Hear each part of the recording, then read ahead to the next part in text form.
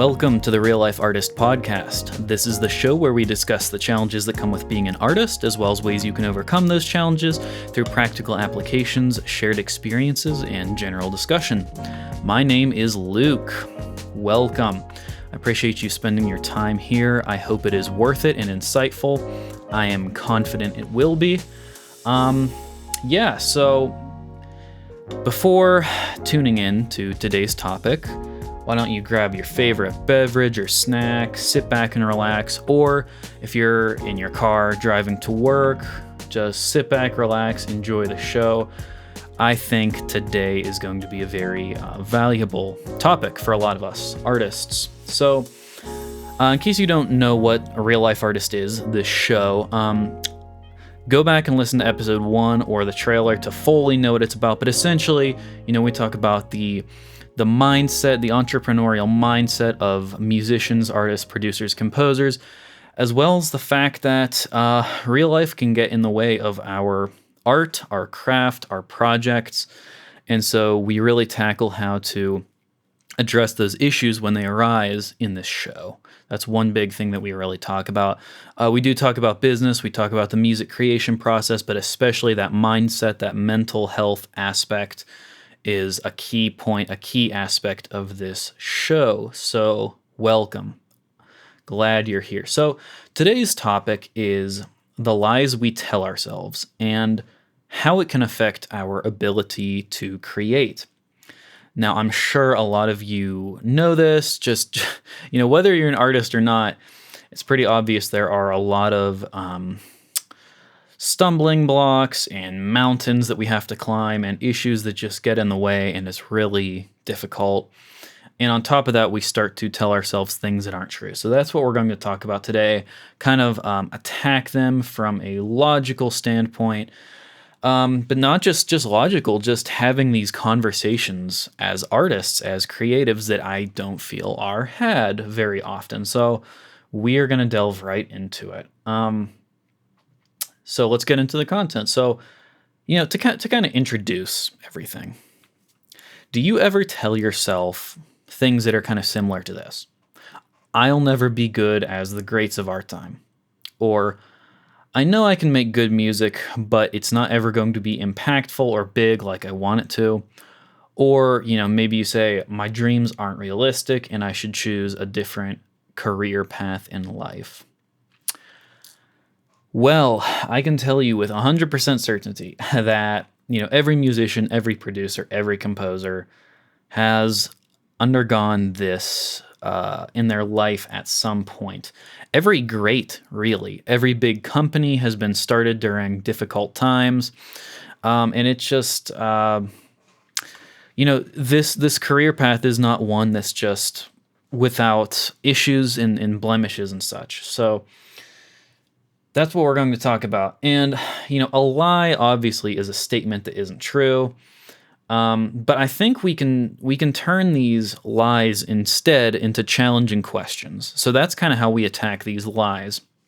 So for example, when we start to have these mindsets and these processes, we need to differentiate between what a lie is and what a challenging question is. Now, I've got a list of lies that we might tell ourselves, and we're going to go through those. Now, keep in mind, it's not a comprehensive list, although I think it's very pertinent to a lot of us. And we're going to try to find ways to kind of turn those into questions, because that's really how we're going to get to the root of these issues.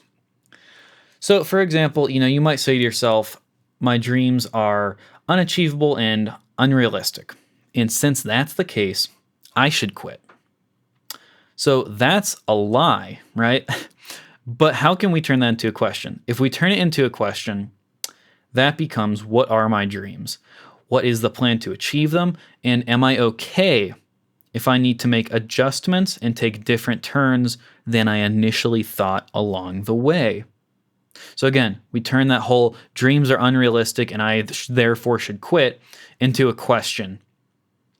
Am I okay if I have to make adjustments and take a different road than I initially thought? And when you're able to turn these lies on themselves like this, you're going to see a massive difference in the way that we handle ourselves, art, and our careers. So let's get into that list I was talking about. Again, not comprehensive. We can certainly pick this topic back up. If it is something that you resonate with, please let me know in the comments if you are watching on YouTube. By the way, this is a video podcast, but there is also audio available, of course. Tune into YouTube if you want to see the video version. Or you can write an email. Check the show notes for information if you have lies or questions you want included in future episodes. So, lie number 1. We sort of talked about it a little bit. My dreams aren't realistic and are not achievable. So we often hear as artists and musicians and as composers from other people, basically that our dreams aren't achievable. And it gets to the point where we start to believe it. You know, we hear things like, man, only the top 1% of artists actually make it, or you have to have a huge fan base to make a decent living, or you have to sell yourself out. Now, none of these statements are true. But let's be clear. Our dreams and ambitions as artists are ambitious. Yes, but they are 100% achievable. And, you know, have you ever taken note that sometimes the people who say things like what I just mentioned, they really don't understand the business and the art of music, and they also don't understand what it means to be an entrepreneur. You ever notice that? And usually it could be your parents, your friends who went to university and think that's the only way to live, or, you know, it's just haters who aren't happy with their life choices, so they criticize yours to feel better about themselves. So quite honestly, I know this whole music journey can be difficult at times, and sometimes almost unbearable. It can get very, very difficult. Sometimes there's days we just want to quit. But, you know, don't listen to that voice in your head that's saying you're not able to achieve your dreams. Because ultimately, if you're defeated already in your mind, then honestly, you're probably going to have great difficulty achieving your dreams until that mindset is changed. And we're going to delve more into that. But just keep that in mind. If you're defeated in your head, it's really difficult to make these dreams come to fruition because we don't think it can happen. And, you know, I don't say that to be mean, but I just want to make sure that we're believing in ourselves and we're investing the time and the resources to make this a reality. So that's lie number 1. My dreams are not realistic or achievable. Lie number 2. I'm not, I'm not actually that good at what I do. This is also known as imposter syndrome. So, you know, this could be for multiple reasons, but basically maybe we fail, air quotes, at producing for an artist or a filmmaker or a fellow producer, collaboration, etc. And we sort of feel like we've lost our way. We're not actually good. Or, you know, someone in our family or our friend group doesn't believe in us. They don't see potential. So that's like, oh man, I really messed up. I'm not good at what I do. You know, or maybe we just haven't received the positive feedback that we'd like. And so we don't see our potential when we show our music to others. But here's the key to this one, the imposter syndrome, the lie that I'm not really that good at what I do. Make sure that first and foremost, your art and your music sounds good to you. You actually enjoy it. And make sure you're open to feedback and suggestions. Now, this can be really difficult because naturally we stray away from constructive criticism or criticisms, right? It's not fun receiving that, but we definitely have to keep an open mind. But when we do this, we're going to have to let go partly, if not entirely, of our ego. Because let's be honest, no one in this music industry is a big fan of big egos.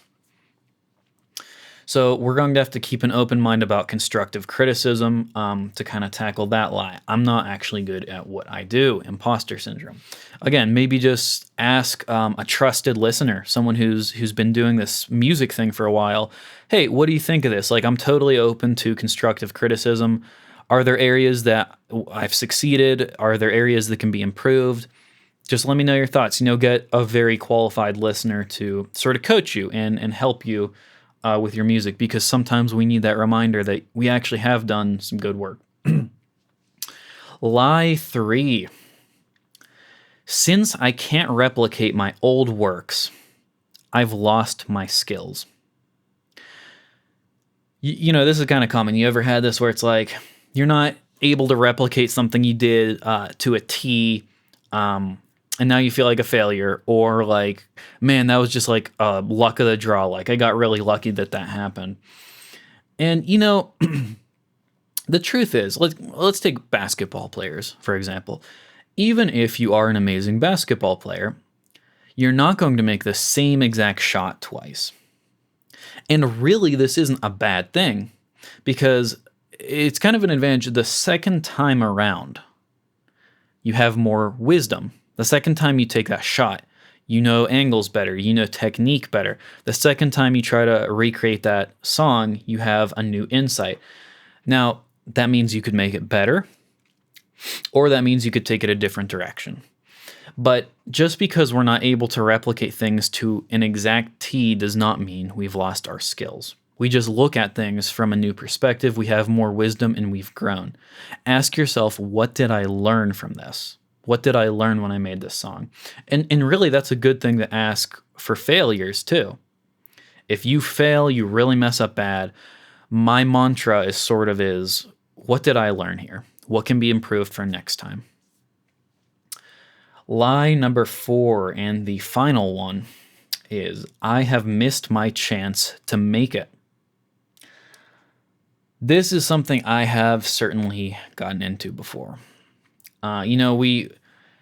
We sometimes look at someone who's like 16 or something, and it's like they're already like a platinum selling producer, and it's like, man, that's just silly. Like, I'm 25, 26, I'm 30, 35, and like, I'm not there. Or, I'm too old. I didn't start when I was younger. Like, if I'm going to play like violin, we're way past that. And I get it. We may have squandered our time in the past. It happens, because I've done that. It's not fun. But that changes now. And I don't mean tomorrow or in an hour. I mean now. And, when we approach this disappointment of like, man, I've missed my chance, let's approach it with an open mind and ask, what did I learn from my past? Instead of, my past destroys me today, what can it teach me today? And again, we're going to see leaps and bounds in our progress if we're able to realize mistakes and obstacles and challenges are what shape us. There's a great book I recommend that I went through recently. It is called The Obstacle is the Way by Ryan Holiday. And essentially, Holiday talks about how obstacles really are the way to success. Even though they're wrapped up in, ugly looking packages, they seem like failure. They just seem totally unusable. Once you really unpack it, you learn so much more than if you would have just gotten a free pass to just, success or fame or whatever. We really do need these things. I always say, if it's going to take 20 no's before I get one yes, let me start getting my no's now. Let me start failing. I always tell people, and they think it's sort of odd, I want to fail. I look forward to failing. Because, again, if I've got to have 30 failures before I have one success, let me start failing right now. Let me start learning. Now, with all that in mind, so to summarize those, and before we summarize this episode, I do have a takeaway question I want to ask then. My dreams aren't realistic. So here are the 4 lies. My dreams aren't realistic and are not achievable. 2, I'm not actually that good at what I do. 3, since I can't replicate my previous works, I've lost my skills. And 4, I've missed my chance to make it. So I want to ask this final question before summarizing. And I think if we sincerely and genuinely consider this question, It'll really affect how we approach our work, our art, and our career. So here's the question. How would your art be different if you ignored the nitty-gritty details and just made a short 30-second song every day? How much more pure would your art be? And it doesn't matter if this song or this project is underdeveloped or not. Most of us have difficulty just creating ideas and making stuff because we're pinned down by perfectionism or these thoughts that cloud our heads. So basically, how would your art be different if blank? You can kind of insert there, but what I'm inserting is, how would your art be different if you ignored the nitty-gritty details and just made a song every day? I'm not saying you have to share it, but ultimately, all of that dirty water has to come out before we start getting clean water. So again, if we're going to get clean water, we might as well start now. So to summarize all of this, first off, your dreams are achievable. This kind of goes to line number one, that my dreams aren't achievable and they're unrealistic. They are achievable, but make sure your mindset is in the right mental space to make this happen. Make sure that, again, we're turning lies into questions, because lies ultimately are there for a reason. They've been planted, but we're not going to let those lies or those failures or those doubts hold us down. We're going to flip them on their head and we're going to say, okay, what's the question that I'm getting out of this lie? How can I make that insightful? The other point of summary, point 2, is make sure your art sounds good to you and that you're putting in the effort to improve every single day, even if it's just 1% a day, 0.5% a day.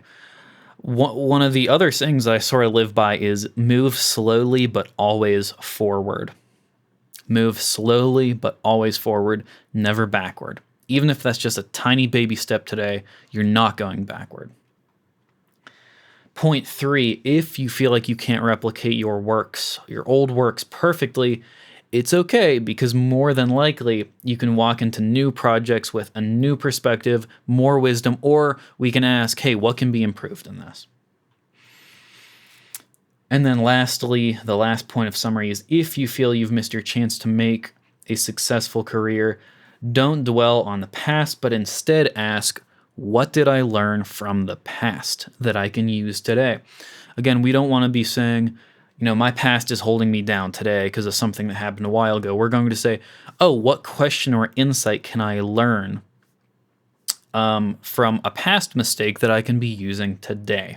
So that is our content. That is our summary. I sincerely hope this was insightful to you. Again, it's something I'm very passionate about because I think, honestly, as artists, musicians, producers, composers, creatives, let's be honest with ourselves.